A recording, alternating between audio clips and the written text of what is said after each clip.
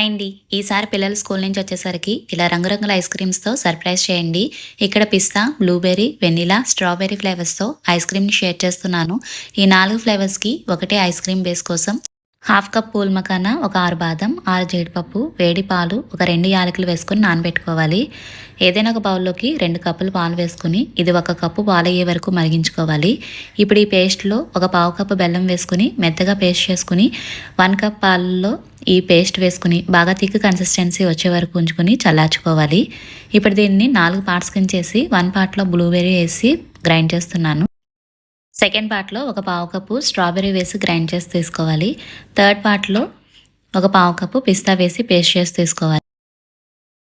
Fourth పార్ట్ని అలానే ఉంచేస్తున్నాను, కాకపోతే ఫ్లేవర్ కోసం కొద్దిగా వెనిలా ఎసెన్స్ వేసి గ్రైండ్ చేస్తున్నాను. వీటన్నిటిని ఒక 4 to 5 అవర్స్ పాటు డీప్ ఫ్రిడ్జ్లో పెట్టుకుని తర్వాత తీసుకుని చల్లగా సర్వ్ చేసుకోవడమే.